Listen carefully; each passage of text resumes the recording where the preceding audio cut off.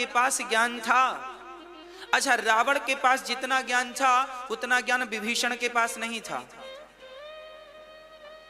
रावण बहुत ज्ञानी था, जबकि विभीषण के पास तो आधा भी ज्ञान नहीं था रावण जितना।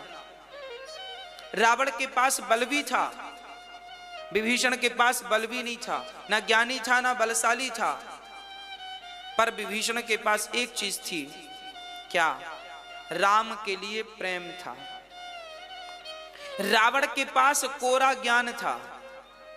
वो ज्ञान ऐसा था कि प्रेम की चाशनी में डूबा ही नहीं।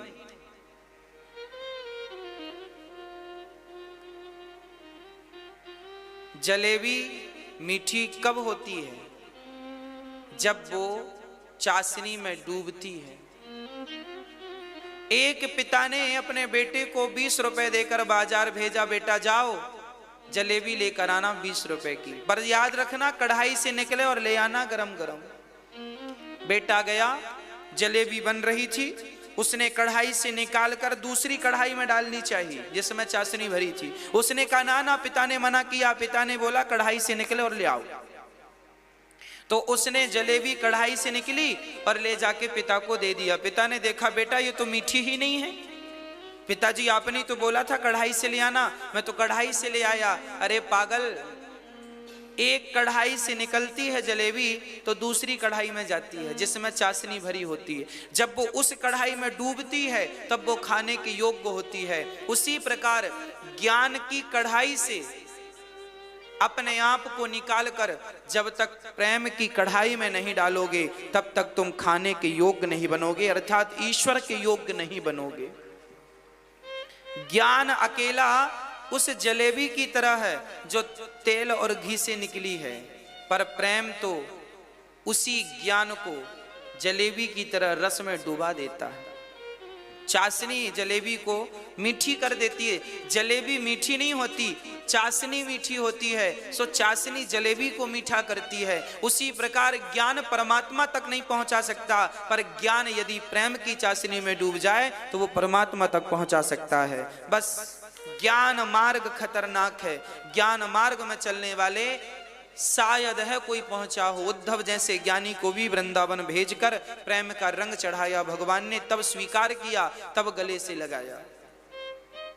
इसका अर्थ ये बिल्कुल नहीं है कि ज्ञान नहीं होना चाहिए। ज्ञान होना चाहिए, पर ज्ञान कोरा नहीं होना चाहिए, प्रेममय ज्ञान होना चाहिए। ज्ञान होना चाहिए पर अहंकार रहित ज्ञान होना चाहिए। ज्ञान होना चाहिए पर नम्रता वाला ज्ञान होना चाहिए, अकड़ वाला ज्ञान नहीं होना चाहिए। ज्ञान अच्छा है, पर ज्ञान के पीछे के जो सब्जेक्ट हैं वो समझने पड़ेंगे। श्री उद्धव जी चले वृंदावन। चले मथुरा से जब कुछ दूर वृंदावन निकट आया, वहीं से प्रेम ने अपना अनोखा रंग दिखलाया। बिटप झुक कर ये कहते हैं इधर आओ इधर आओ। पपीहा कह रहा पी कहाँ ये भी तो बतलाओ। नदी यमुना की धारा शब्द हरिहर का सुनाती है, भ्रमर गुंजार से भी यही मधुर आवाज आती है।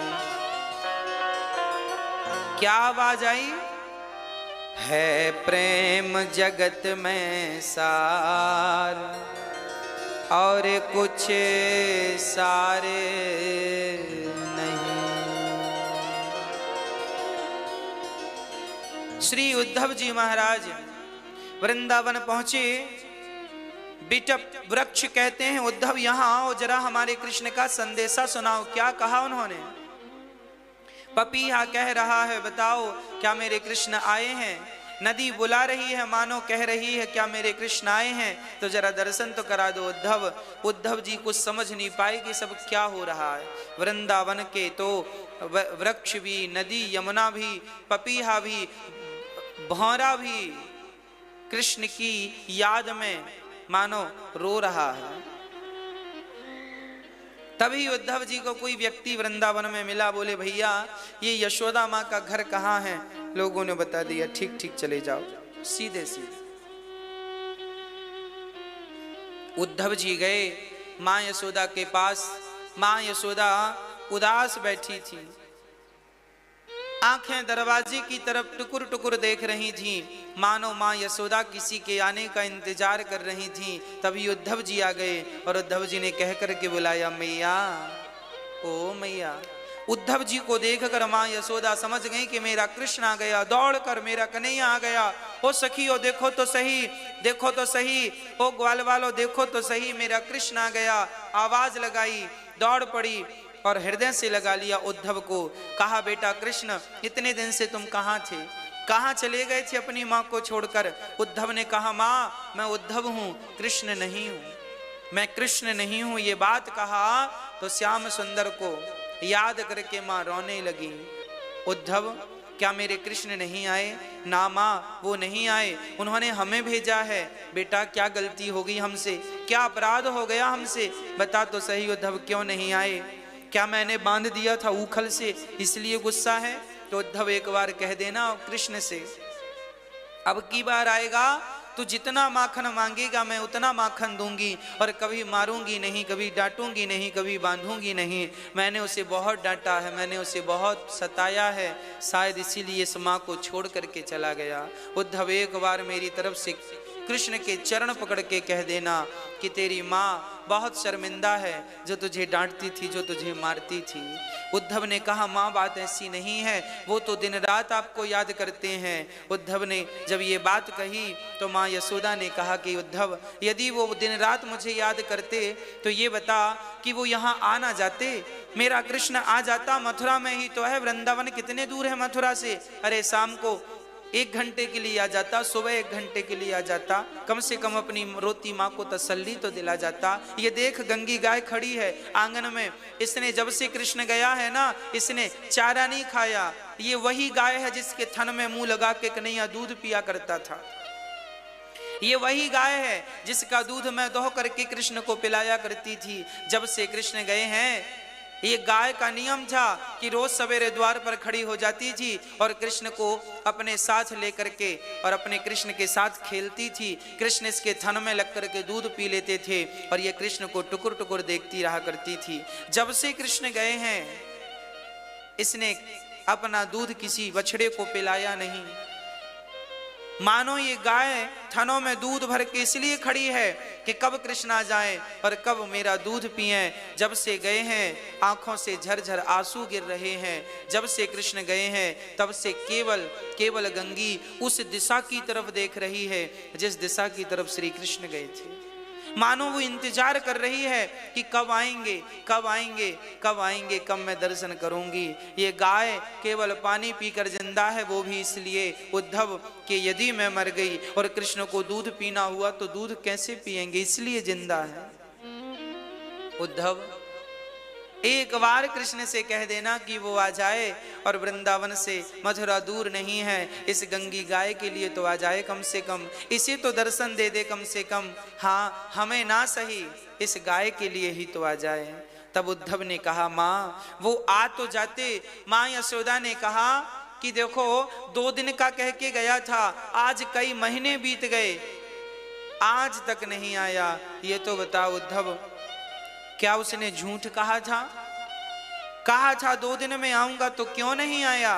तब उद्धव जी ने कहा, माँ उनके ना आने के पीछे मजबूरी थी। क्या मजबूरी थी उद्धव? माँ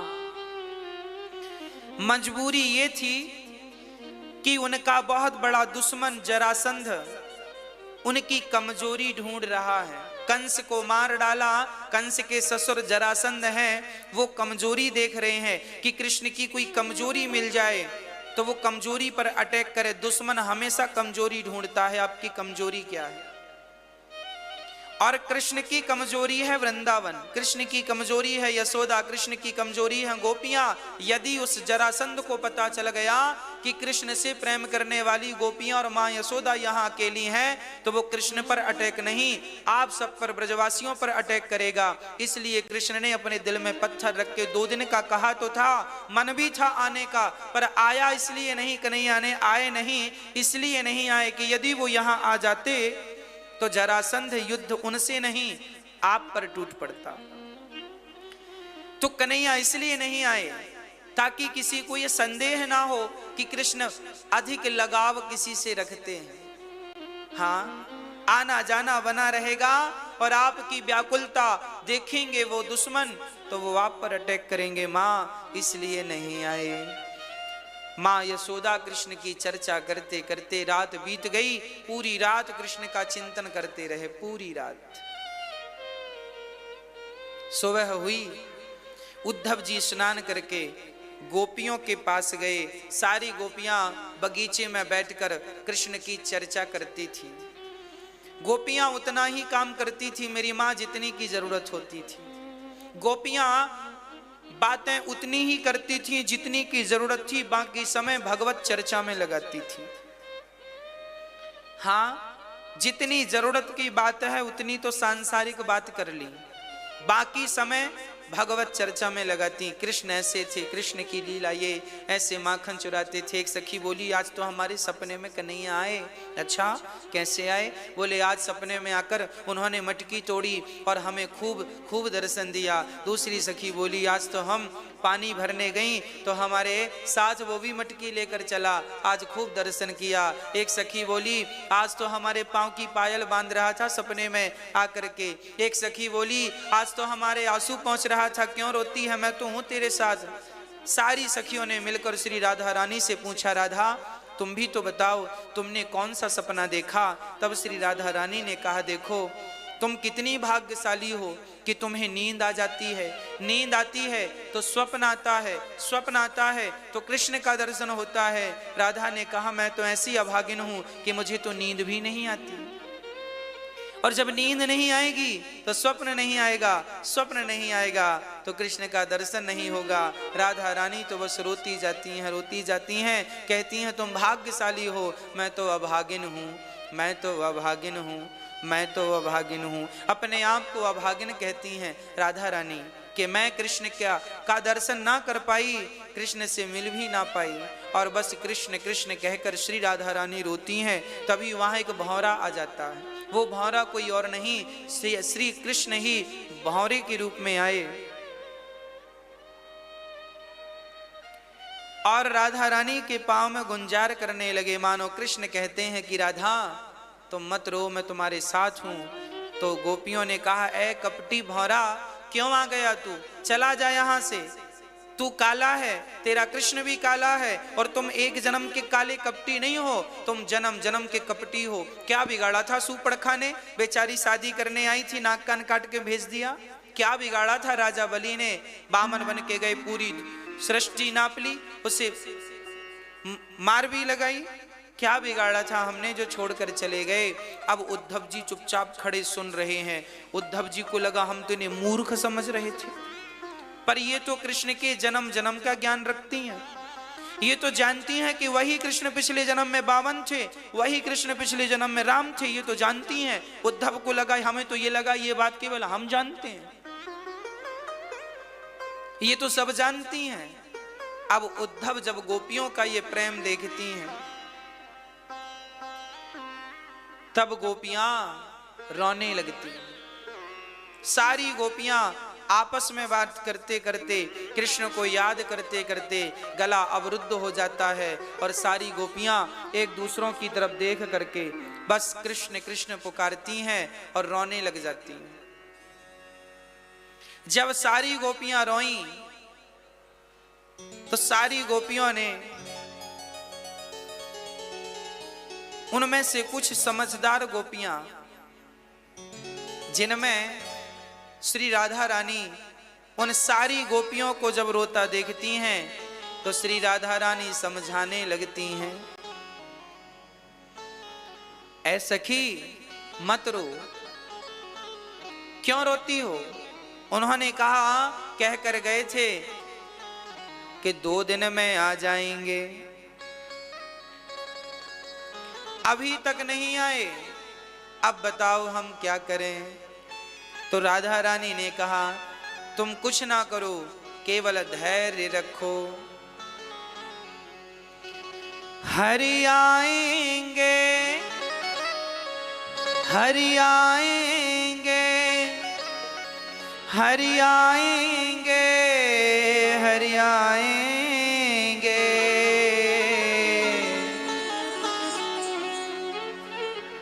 आशा रख, आशा रख, आशा रख, पगली आएंगे, आशा रख, पगली आएंगे, हरि आएंगे, हरि आएंगे, हरि आएंगे, हरि आएंगे, हरि आएंगे, हरि आएंगे।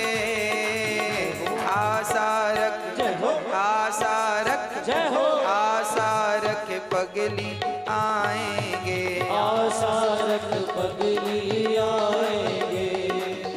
जब एक गोपी रोने लगी तो दूसरी गोपी समझाती है, मत रो, आएंगे। तो एक सखी तो 17 जितने झूठा आरोप लगाया कि शायद कृष्ण ने हमारी मणि चुरा ली, भगवान पर कलंक लगा दिया। भगवान इस कलंक को मिटाने के लिए अपने साथियों के साथ चल पड़े। देखें तो प्रसेन कहाँ, हम ही पता लगाएं। चलते चलते चलते चलते जंगल में पहुंचे तो वहां पर शेर प्रसेन मरे पड़े थे। शेर के पांव के निशान देखे तो पीछे पीछे गए, शेर मरे पड़े। आगे चले तो ऋक्षराज के पांव के निशान सीधे गुफा तक ले गए और वहां भगवान ने कहा कि इस गुफा के भीतर मैं प्रवेश करता हूं। जो उनके साथी थे उनसे कहा, आप यहां मेरा इंतजार करना, हमारा इंतजार करना। आगे भगवान श्री कृष्ण गए, वहां जाकर देखा गुफा के भीतर एक सुंदर सी कन्या उस मणि के संग खेल रही थी। भगवान आज वो कन्या से मणि लेने के लिए आगे बढ़े, देवी ये मणि हमें दे दो। तभी जामवंत जी आ गए, चिल्लाया उस कन्या ने, पिताजी बचाओ। जामवंत जी आए और जामवंत जी भगवान श्री कृष्ण को चुनौती देने लगे, हमसे युद्ध करो, कौन हो, तुम्हारी हिम्मत कैसे हुई यहाँ प्रवेश करने की। अब जामवंत जी बोले, ठीक है युद्ध करो। भगवान ने कहा, ठीक है आपकी मर्जी, तो युद्ध कर लेते हैं। भगवान का जामवंत जी से लगातार 27 दिन तक युद्ध हुआ। खूब पिटाई की भगवान ने जामवंत जी की। ये जामवंत जी युद्ध क्यों हो रहा है? मैंने अभी कहा कि त्रेता युग में जामवंत जी ने कहा था, प्रभु हमसे 2-2 हाथ कर लो। भगवान ने कहा द्वापर में करेंगे।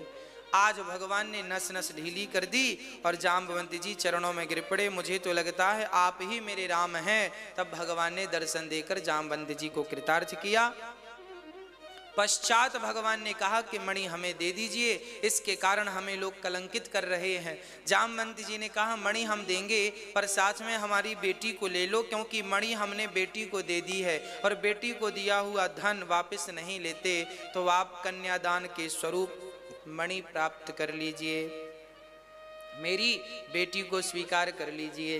तो बेटी को लेकर आए और भगवान श्री कृष्ण जाम्बवती को लेकर पहुंचे। द्वारिका जब पहुंचे, अच्छा कुछ संत ये भी कहते हैं कि जामवंत की बेटी जाम्बवती बिल्कुल जामवंत जैसी थी, बड़े बड़े बाल, शरीर में रोए बड़े बड़े थे और बहुत, अब भाई जामवंत जैसी ही होगी बेटी, स्वाभाविक है, जब रीछ की बेटी है तो रीछ जैसी होगी। तो भगवान ने लंबा सा घूंघट करके उसे खड़ा कर दिया रुक्मणी जी के सामने। रुक्मणी ने कहा, ये कौन है? भगवान ने कहा, ये हमारी धर्म पत्नी है, इमरजेंसी विवाह करना पड़ा। तो रुक्मणी जी ने कहा, फिर ये अपना मुंह क्यों नहीं खोल रही हैं? भगवान ने कहा, ये इतनी भगवान बड़ा विनोद करते थे, हंसी मजाक। भगवान ने कहा, ये इतनी सुंदर हैं कि कहीं तुम्हें जलन ना हो जाए।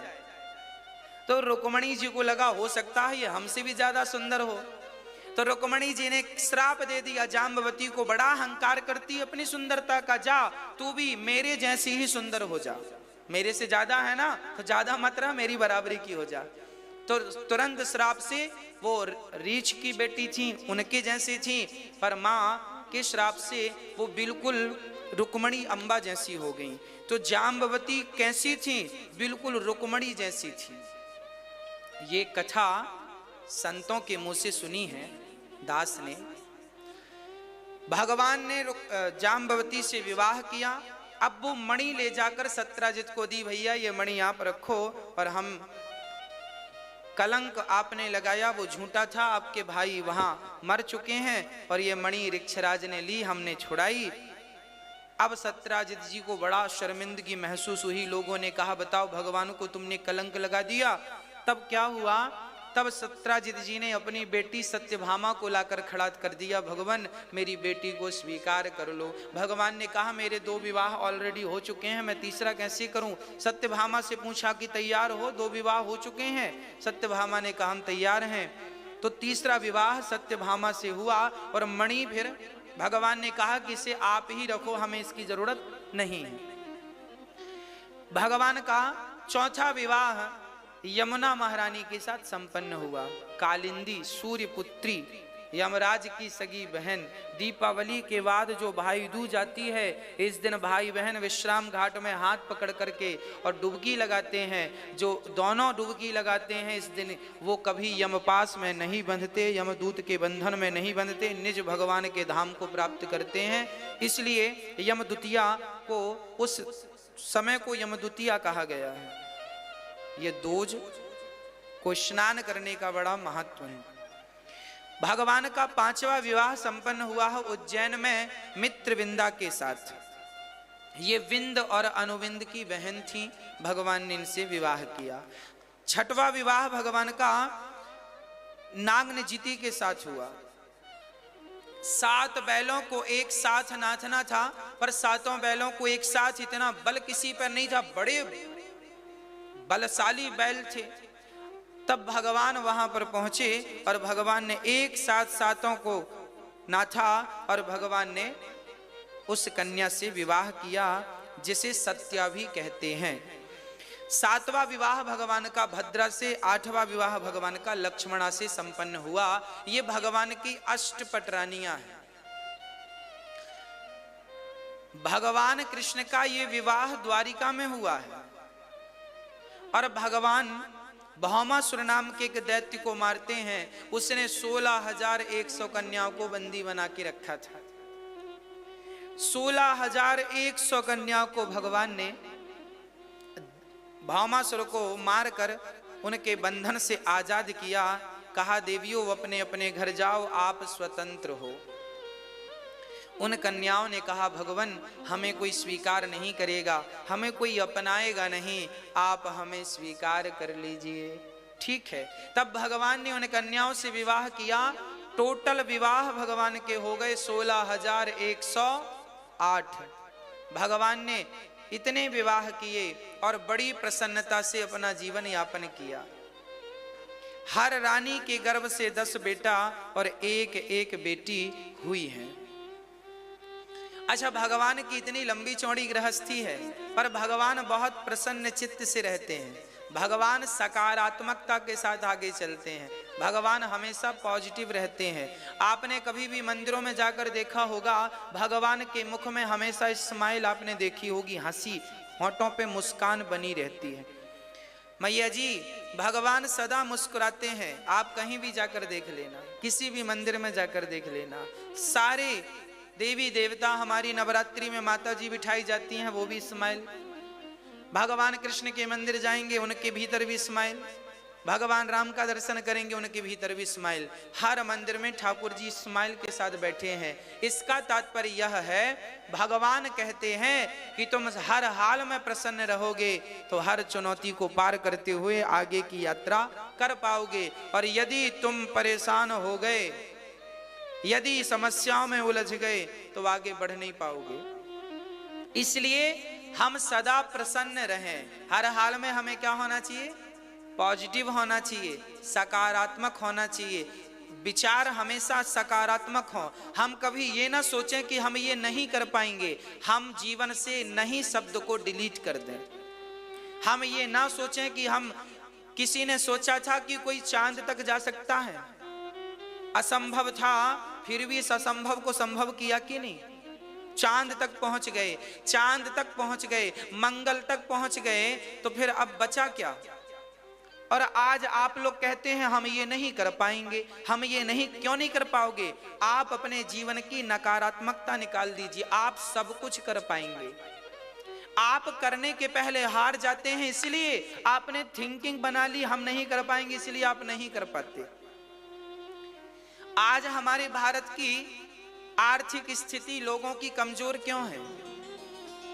आदमी परेशान क्यों है? क्योंकि आज आदमी ने, आज व्यक्ति ने बिल्कुल एक सीधी भावना बना के रखी है। आप किसी भी बच्चे से जाकर पूछो, अधिकांश बच्चों का जवाब होगा, बेटा बड़े हो कि क्या करना है? नौकरी करना है, सरकारी जॉब करना है, सरकारी आदमी बनना है, नौकरी करना है। अब बताओ, ये पढ़ने वाले बच्चे पढ़ लिख के क्या बनेंगे? नौकरी करेंगे। नौकरी करोगे? आपने ये क्यों नहीं भाव रखा हम नौकरी नहीं करेंगे, हम नौकरी देने वाले बनेंगे, हम नौकरी लेने वाले नहीं। आज हमारे भारत में नौकरी लेने वालों की भीड़ ज्यादा है, नौकरी देने वाले कम हैं।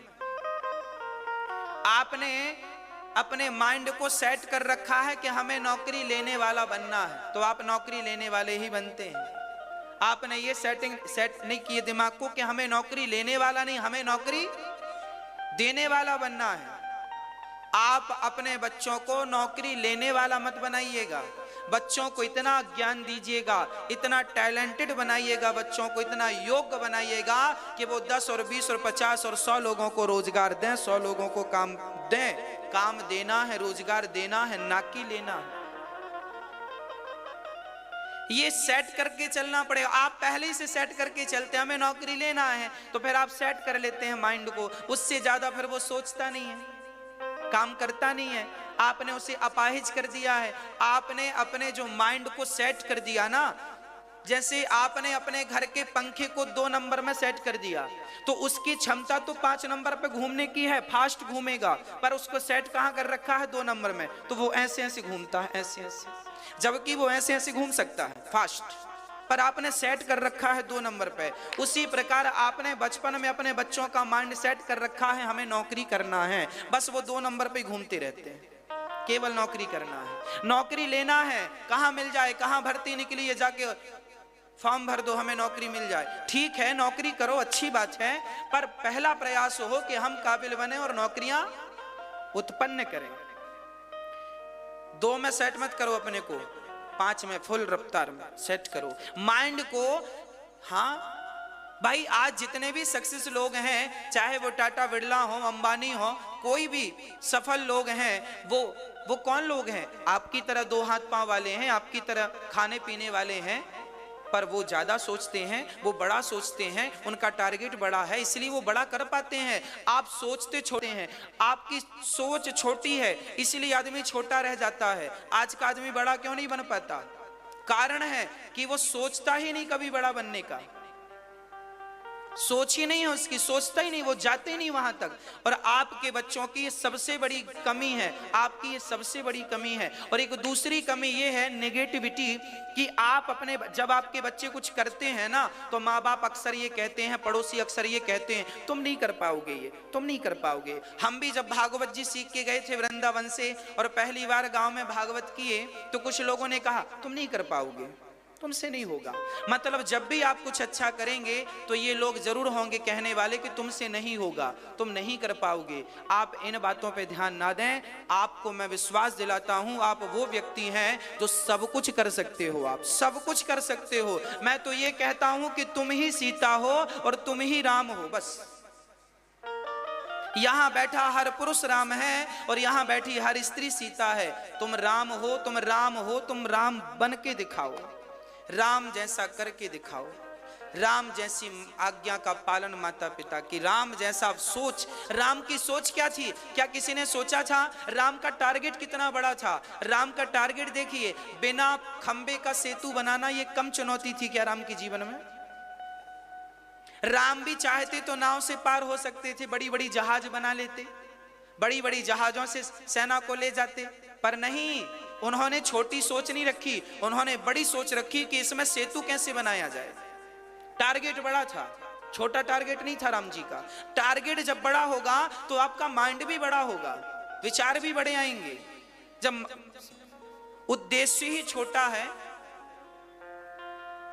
हाँ, इसलिए आप बड़ा सोचिए। राम से ये सीखिए, राम की केवल आरती जय राम जय जय राम, श्री राम जय राम जय जय राम जपो, प्यार करो राम से, पर राम के जीवन में जो चरित्र है वो चरितार्थ करने से काम बनेगा।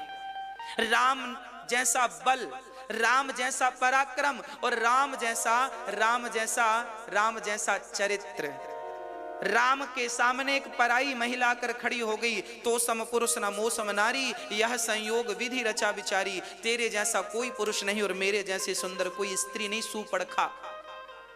कहती है तुम आओ हमारे पास, हम कितनी सुंदर हैं। हाँ, राम ने क्या किया? राम ने उसकी तरफ नहीं देखा, राम ने बात तो सुपड़खा से की पर दृष्टि सीता की तरफ रखी। राम जी देखते रहे सीता को और बात करते रहे। इसका तात्पर्य यह है कि चरित्रवान पुरुष उसे समझिएगा जो दृष्टि अपनी पत्नी पे रखे, और वार्तालाप भले पराई स्त्री से करना हो तो कर ले, मतलब पराई स्त्री को देखना भी पाप है। यहां ये मैसेज मिल रहा है।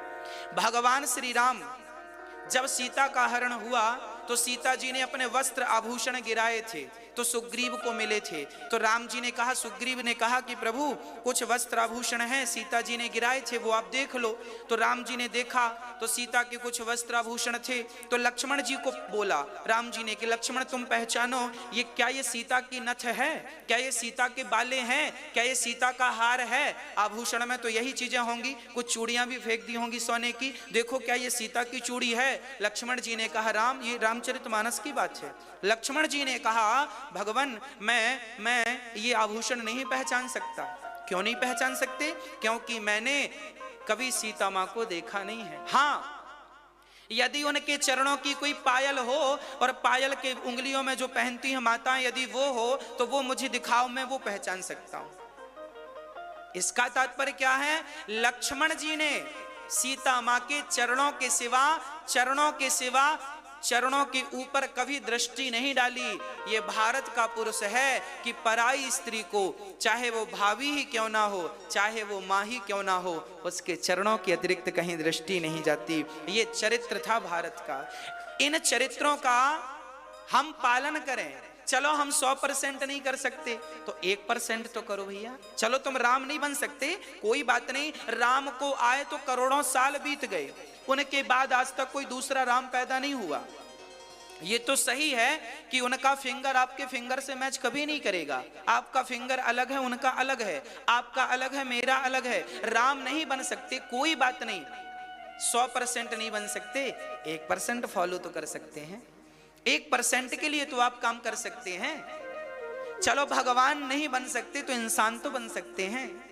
तो राम जैसा चरित्र हो, चरित्र राम जैसा हो, हाँ, और बल पराक्रम राम जैसा हो, और टारगेट राम जैसा। बड़ा सेतु बनाना है, बिना खंबे का बना के खड़ा कर दिया। अरे भाई और तो सब ठीक है, रावण की सेना बड़ी ताकतवर थी और इनकी सेना में कौन था? बंदर भालू, इनमें कोई ताकत होती है? पर नहीं, राम ने इन बंदर भालुओं की सेना को इकट्ठा किया और देखिए कितना कितना उस रावण जैसे दिग्गज से लोहा लिया और पछाड़ दिया। इसका मतलब यह है कि आप अपने आप को कमजोर ना समझिए। आप अकेले, राम अकेले थे, पर राम ने सेनाओं को इकट्ठा किया, बंदर भालुओं की सेनाओं को, इनका मिलान किया। और देखो जीवन में आप संगठित होके रहिए, संगठन जरूरी है। राम का ये चरित्र ये भी सिखाता है हम चारों को संगठित रहना चाहिए, ब्राह्मण, क्षत्रिय, वैश्य और शूद्र को।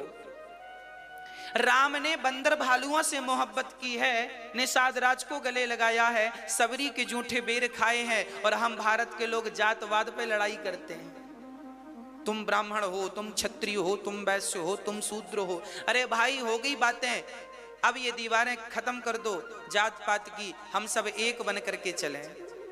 हमारे भीतर जात पात ऊंच नीच का कोई भाव ना हो।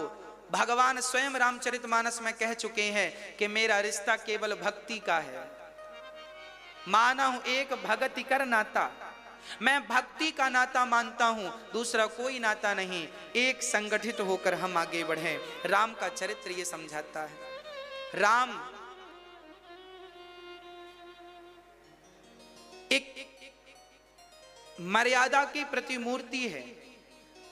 भगवान श्री राम श्री कृष्ण यही सिखाने आए हैं। भगवान श्री कृष्ण का विवाह संपन्न हुआ, परिवार में बहुत तालमेल बना करके भगवान जीवन यापन करते हैं, और सदा प्रसन्न स्माइल ठाकुर जी की बनी है। आप भी हर काम करो प्रसन्न चित्त से करो, हर बात मुस्कुराते हुए कहो, हर कार्य मुस्कुराते हुए करो, सदा प्रसन्न रहिए, सदा प्रसन्न रहिए। भगवान श्री कृष्ण की आगे की चर्चा में अनिरुद्ध और उषा का विवाह चित्रलेखा के माध्यम से हुआ, ये चर्चा भी है। बाणासुर का उद्धार हुआ। रघु नाम नरेंद्रोहा मिक्ष्वाकुतनयः प्रभो। नृग, इक्ष्वाकु वंश के राजा नृग ने गायों का दान किया, पर गलती से एक गाय पंडित जी को दान करके वो गाय फिर से वापस उनकी गौशाला में आ गई। उसी गाय का दूसरे पंडित जी को दान किया, और दोनों पंडित जी बोले ये गाय हमारी, ये गाय हमारी। राजा राजा होके निर्णय ना कर पाए, इसलिए उन्हें गिरगिट बन के आना पड़ा।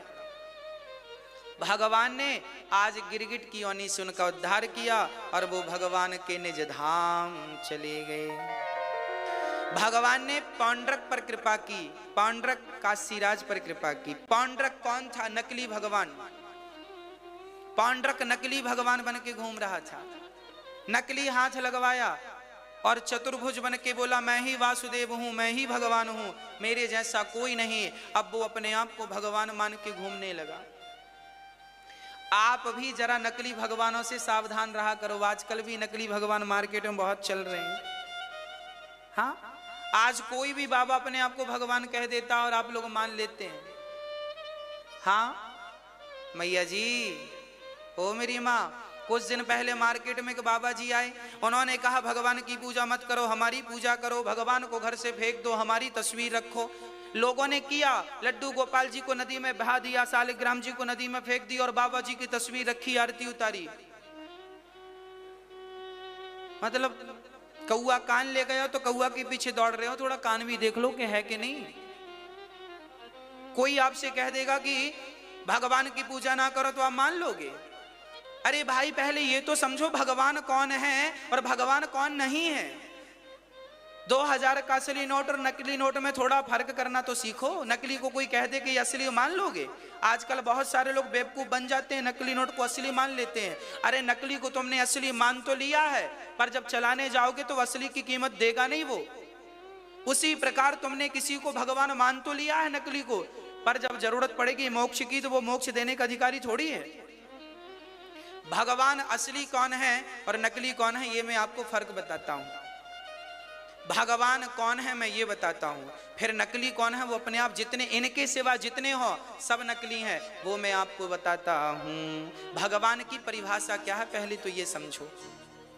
ऐश्वर्यस्य समग्रस्य धर्मस्य यशसः श्री ज्ञान वैराग्योर्चैव षड्णाम भगवतेर्नः बिनु पग चलहि सुनहि बिनु काना कर बिनु कर मैं करहि विधि नाना। जो बिना कान के सुनते हो, बिना पांव के चलते हो, वो भगवान है। कौन है वो?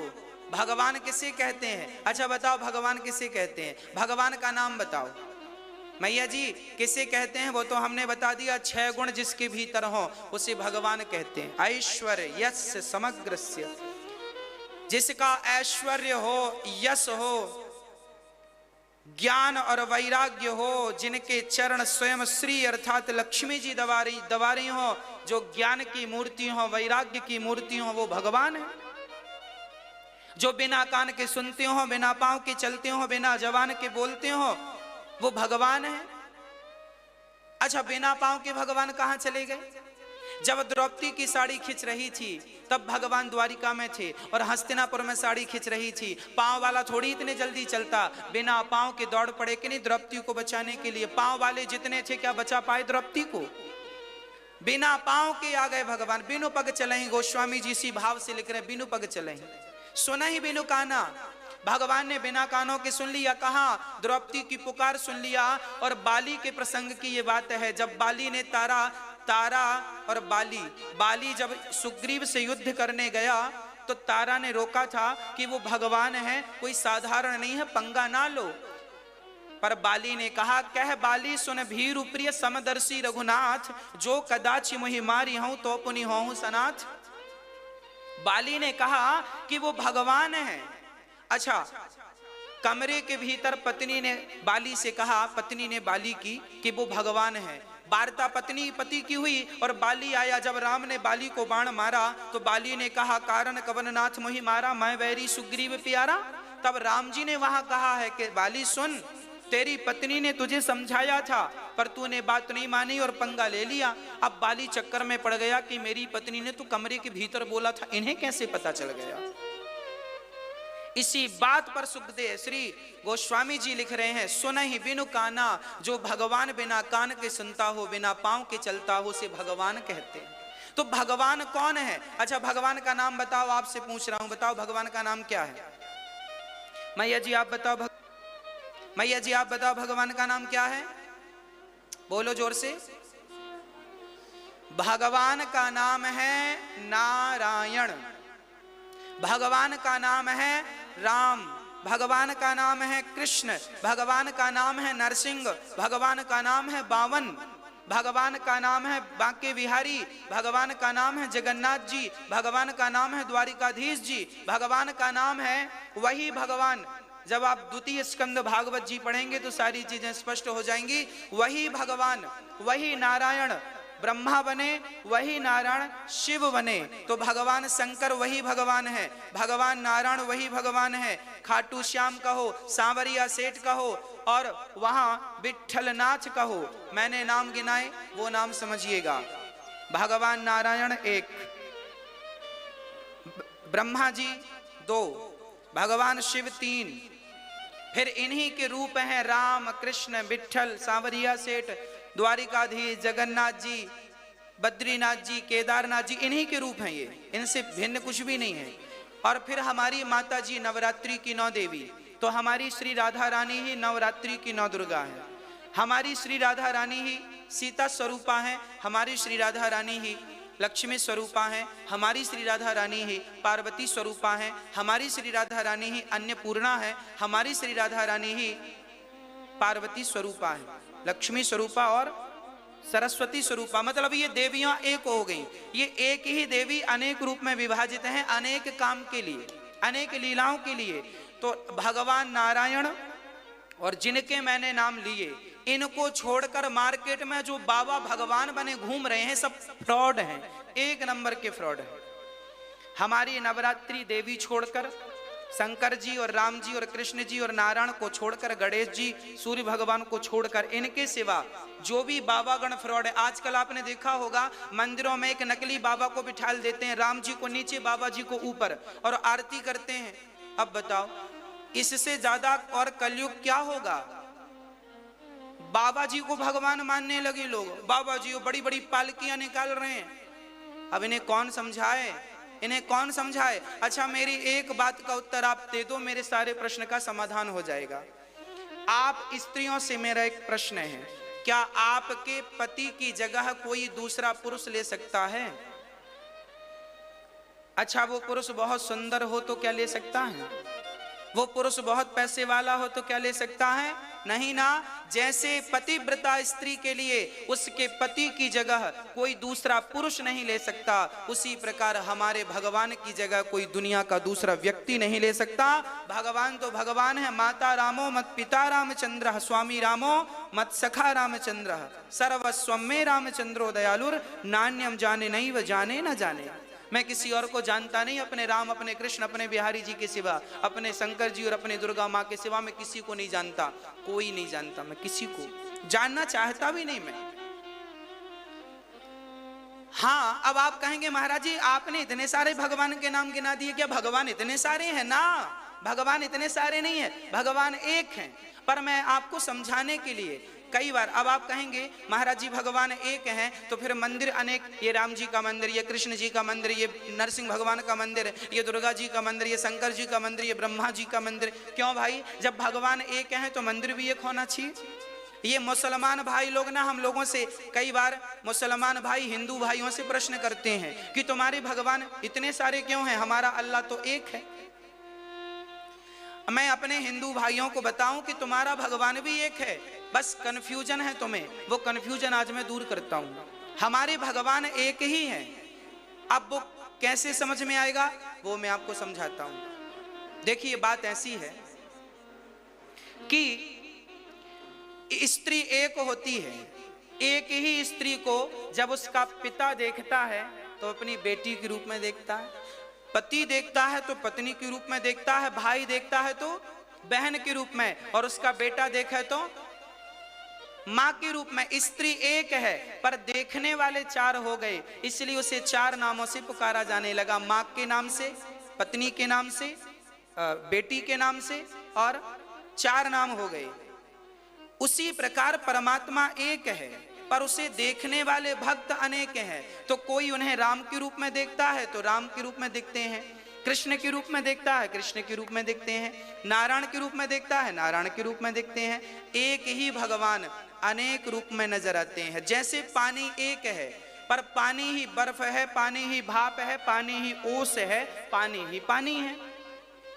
चार नाम तो हो गए, चार रूप तो हो गए, पर तत्व तो एक ही है या नहीं?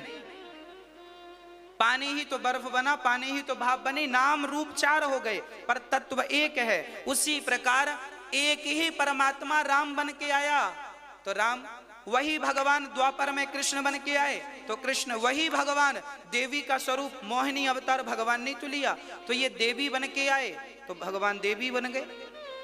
वह एक ही अनेक रूपों में, अनेक लीलाओं के लिए, अनेक भक्तों के लिए आए, इसलिए अनेक नामों से जाने और पहचाने जाने लगे। एक भक्त बोला मैं तो ऐसे भगवान की पूजा करना चाहता हूं, बिल्कुल सीधे साधे हो। राम जी बोले तो मेरी पार्टी में आओ। कोई बोला मैं नाचना कूदना चाहता हूं, भगवान कृष्ण बोले मेरी पार्टी में आओ।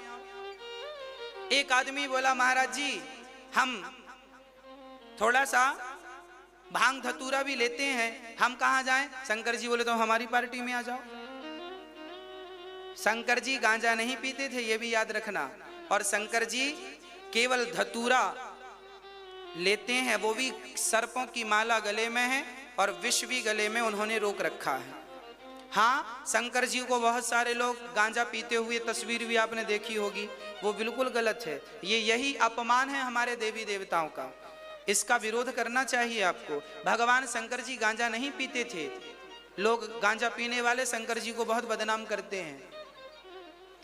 तो भगवान अनेक रूप में इसलिए हो गए ताकि आप अनेक विचारधारा वाले अनेक प्रकार से जुड़ जाएं। कोई राम की विचारधारा से मैच करता तो राम के हो जाओ, कोई कृष्ण की विचारधारा से मैच करो तो तुम कृष्ण के हो जाओ। मतलब नाव अनेक हैं नदी में, पर किसी एक नाव पे सवार हो जाओ तो पार जरूर हो जाओगे।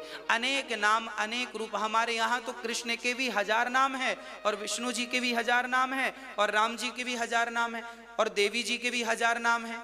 हमारे यहाँ तो 1000 नामों की चर्चा है। एक एक देवता के, एक एक भगवान के, एक एक राम जी के 1000 नाम, कृष्ण जी के सबके, गोपाल सहस्त्र नाम, विष्णु सहस्त्र नाम, हाँ देवी के लिए ललिता सहस्त्र नाम, अनेक सहस्त्र नाम है, 1000 नाम है। कोई एक नाम पकड़ लोगे तो भी नाव पार लग जाएगी। इसलिए आप केवल जब कोई मरता है ना तो हम लोग राम नाम सत्य ही बोलते हैं, क्योंकि अंतिम सत्य राम नाम है। इसलिए राम नाम पकड़ लो, कृष्ण नाम पकड़ लो, घर में कीर्तन किया करो श्री राम जय जय राम का, श्री कृष्ण गोविंद हरे मुरारी का, श्रीमन नारायण नारायण नारायण का। इन्हीं को पकड़ोगे तो कल्याण होगा। और कोई बाबा, एक मैया बोली गुरुजी हमारे गुरुजी ने गुरु मंत्र दिया है, वो जपाते क्या है, गुरु गुरु जपो, गुरु गुरु गुरु गुरु गुरु गुरु गुरु गुरु गुरु गुरु गुरु। हाँ, इससे काम बन जाएगा? अरे भाई, हमारे यहाँ गुरु मंत्र भी परंपरागत दिए जाते हैं।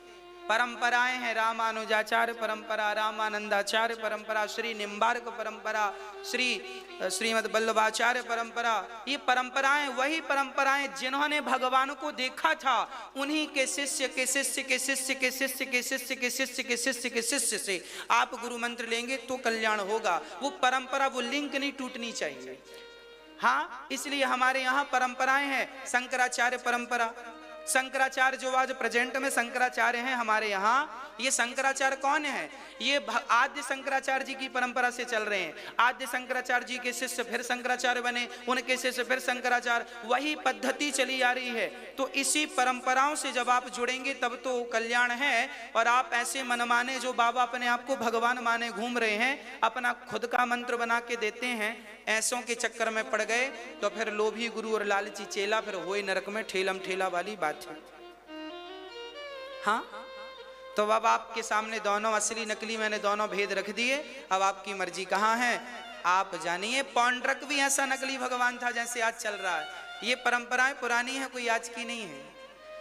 भगवान ने काशीराज द्विविद का उद्धार किया, जरासंध के जेल से 20,800 राजाओं को मुक्त किया। उन सभी राजाओं ने भगवान की स्तुति की। कृष्णाय वासुदेवाय हरये परमात्मने प्रणतक्लेशनाशाय गोविंदाय नमो नमः। जरासंध से भीम भैया ने युद्ध किया। एक दिन भीम भैया अपना झोला तैयार करके जाने लगे। भगवान ने कहा कहाँ जा रहे हो? बोले हमारी पिटाई होती है, आपका क्या है, आप तो चुपचाप खड़े रहते हैं। भगवान ने कहा आप युद्ध करते समय हमारी तरफ देखा करो बस। अब की बार युद्ध हुआ तो जरासंध जब युद्ध कर रहे थे तो भगवान की तरफ आपने देखा तो भगवान ने एक तिनका को बीच से फाड़ा, एक भाग इस तरफ फेंक दिया, एक भाग इस तरफ फेंक दिया। भीम भैया ने भी जरासंध को बीच से फाड़ के उसके भागों को दोनों को दायां बायां तरफ बायां दाएं तरफ फेंक दिया। जरासंध का उद्धार हुआ। अर्थ क्या निकला? युद्ध तो रोज करते थे जरासंध भैया या भीम भैया, पर जीत क्यों नहीं मिली? क्योंकि दृष्टि भगवान की तरफ नहीं थी। काम संसार का ही करो आप, सामान्य जो करते हो कर्मण्यवाधिकारस्ते, कर्म करो, पर कर्म करते हुए दृष्टि सदा भगवान के चरणों में लगी रहे। भगवान से दृष्टि ना हटे। काम करो आप, कोई फर्क नहीं पड़ता कि आप क्या कर रहे हैं। गलत काम ना हो, बस अच्छे काम हो और मन भगवान में लगे। काम करते रहो, नाम जपते रहो, मन से गोविंद गोपाल गाते रहो। हे नाथ, मैं आपको कभी भूलूं नहीं, ये भाव सदा जगा रहे, बुझे ना। संसार के सारे काम करिए पर भगवान का चिंतन नित्य हो। एक क्षण के लिए भी हे नाथ मैं आपको भूलूं नहीं, बस भगवान का नित्य चिंतन हो। भगवान ने जरासंध का उद्धार भीम भैया के हाथों कराया। भीम भैया आज जीत गए क्योंकि दृष्टि भगवान पर आपने रख ली। शिशुपाल भगवान को 100 गालियां दे रहा था, 100 गालियां पूरी रोका, अब मत देना। 100 पार हुई, सिर काट दिया। अच्छा, भगवान ने 100 गालियां सुन ली, 101 गाली हुई तो सिर काट दिया। जो भगवान 101 गाली पर सिर काटते हैं वो भगवान पहली गाली पर भी तो सिर काट सकते थे।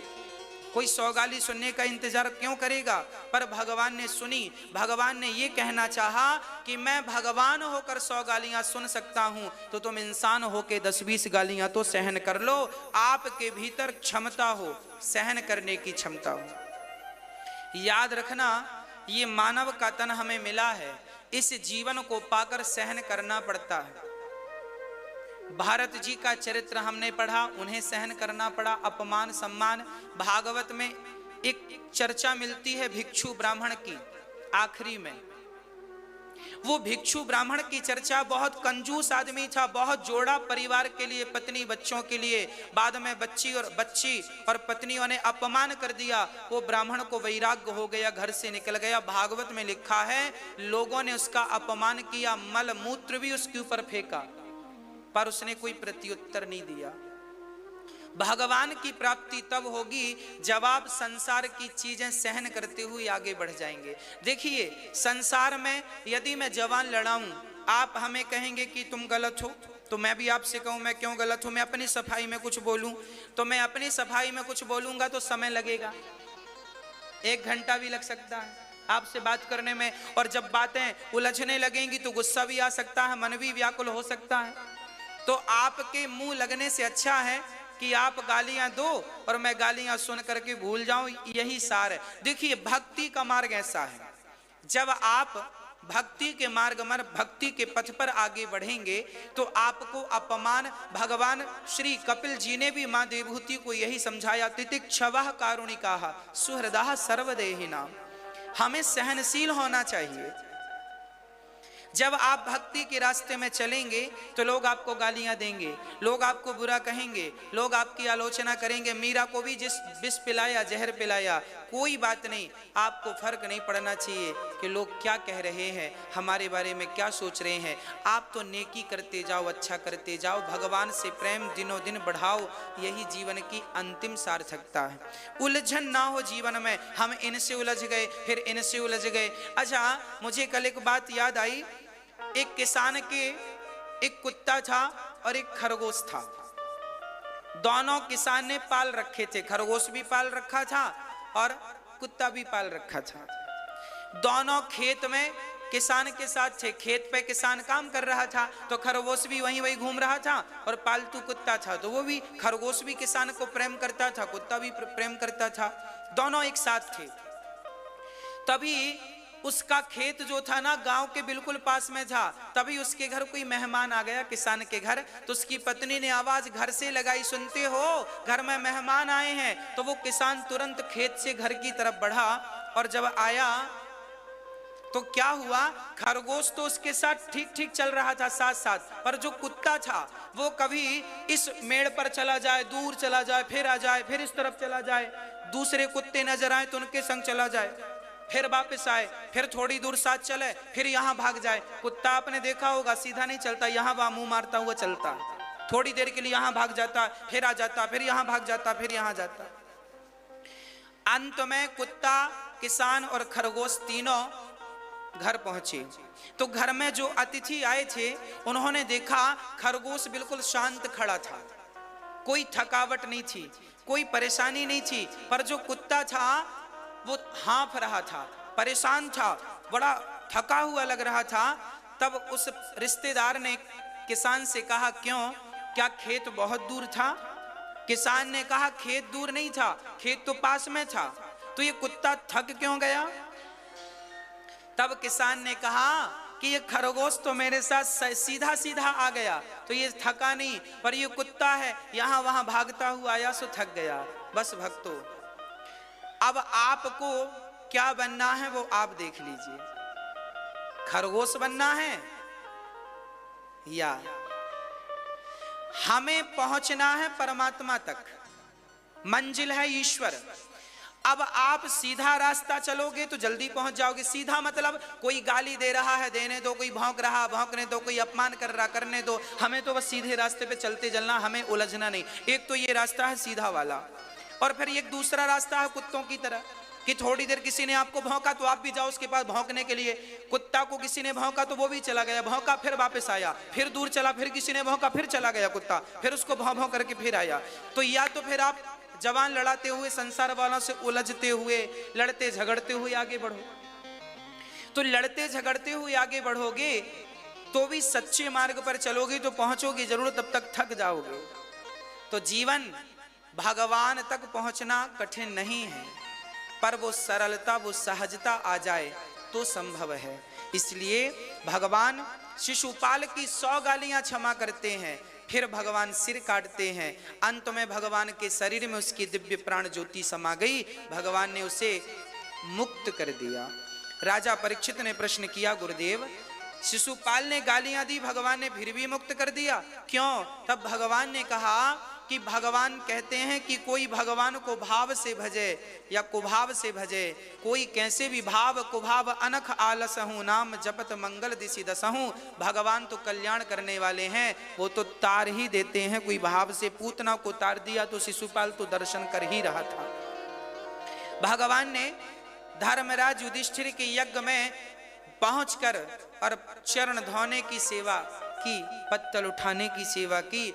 आप भी अपने आप को सेवा से जोड़ दो। भगवान क्या करते हैं? भगवान सेवा करते हैं। भगवान भी जब द्रौपदी की बटलोई के सारे चावल खत्म हो गए थे और 10,000 साधु घर में खड़े थे भोजन कराने के लिए, तब द्रौपदी ने भगवान को पुकारा, प्रभु आओ, भोजन नहीं है, बटलोई मैंने धुल्ली बटलोई थी, द्रौपदी